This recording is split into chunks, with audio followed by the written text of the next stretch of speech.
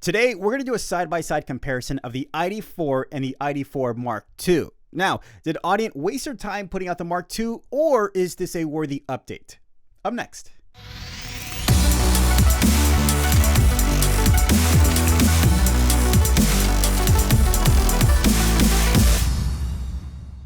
What's going on? Welcome to Low Nose Tech. I am Low. Okay, so we're going to get straight into what you came for with this video, the side-by-side comparison of the ID4 and the ID4 Mark II. And we'll be using the Audient Technica AT-4040 for this comparison today.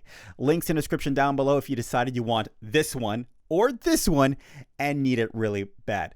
And just so you know, to make this comparison as seamless as possible, I'm actually doing this entire script twice, once with the ID4 and once with the ID4 Mark II, so we can go back and forth. Of course, covering those cuts up with fancy B-roll. So check out the graphic below to see which device we are on and what settings I used. And then I'll give you my opinions of my perceived differences from the making of this video as we jump to the future me editing this video right now. Isn't that right, future me?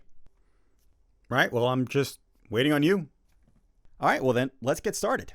Okay, so the original ID4, and let me tell you what an incredible piece of gear Audient did right with the original ID4, and it still holds up today. It has a beautiful design, color LEDs, stylized knobs with edges, and some really nice design markups compared to the Mark II. And it even tells you what these buttons do compared to the Mark II. Speaking about the Mark II, the difference is noticeable. Its refreshed design does stand out very well, and it looks like Audient went more with a more minimalist approach with the design of the Mark II, as you can see from the lack of wording and graphics compared to the ID4.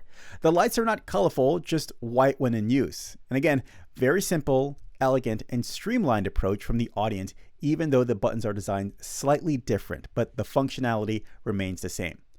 You have your gain input dial, your input and DAW mix. You turned it all the way to the left and you can monitor yourself with zero latency. Or you can switch to DAW to hear what is playing from your DAW.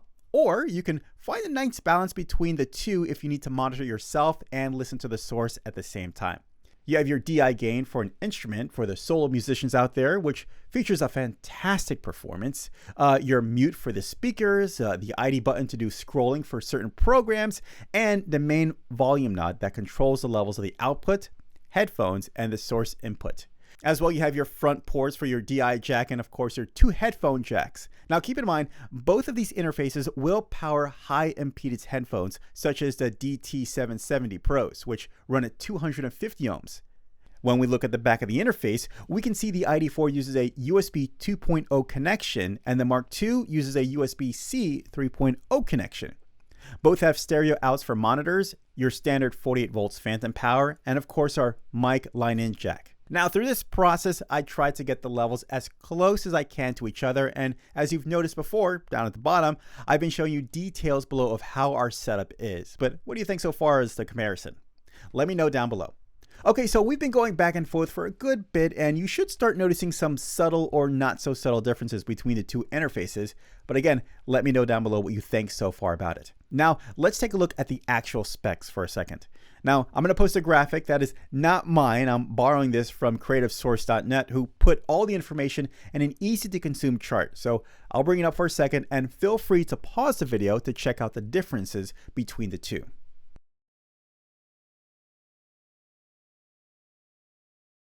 Okay, so there you go, your side-by-side comparison of the ID4 versus the Mark II. Now, even if the numbers don't mean anything to you, it's clear Audient did not just reskin an existing version of their product. They really improved the ID4 Mark II to warrant it for your consideration.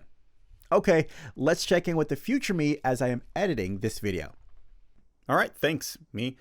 During the editing of this video, I've come across some subtle differences between the two devices, and it's mainly been in its tonality of the two devices. Like I said before in a previous video, the ID4, the original one, has more of a brighter sound to it, where I feel the Mark II has more of a more roundness tone to it, to a warmer tone to it.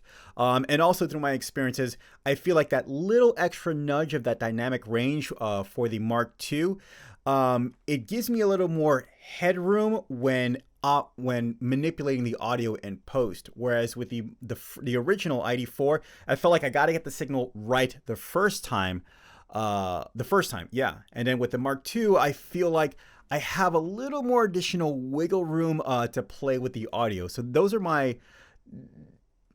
that's probably the main differences that I've seen so far. They both sound amazing. Like I'm still amazed right now how well the original one sounds, just in general. But if I were to prefer one, which audio would I rather prefer on to work on, to EQ, to edit, to send out? I would definitely prefer the Mark II, probably for a more professional atmosphere of a workflow. With that being said, now another thing that I want to point out is that the Mark I, the original ID4, is $279, where the Mark II is $200.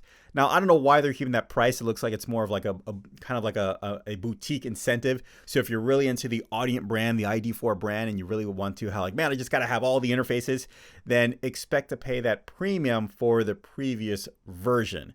So just keep that in mind. But the Mark II is solid all the way. Now, another difference that I've noticed too is, of course, obviously the USB specs, where the Mark I is USB 2.0 and the Mark II is the 3.0 spec. And now keep in mind, it's not just the connection, but it's the power draw, the power input for these interfaces as well. So maybe because of the Mark II, because it allows to take in more power, they can bump up the specs just a little bit more with the device. So just keep that in mind. As well. Yeah, but overall, yeah, the Mark II is a no-brainer. They both sound amazing, but of course, save your money, right? Go for the $199 and get the one with the more dynamic range, the higher specs overall. And yeah, so yeah, get the Mark II. All right, guys, I really hope you found this video helpful. Go ahead and leave a like if you like videos like this. You want to see more honest reviews and comparisons of videos like this, well then go ahead, feel free to subscribe. And I will see you in the next video. Don't forget to learn, do, and share. Until the next one, guys, see you later. Bye. All right then, well, yeah, I got nothing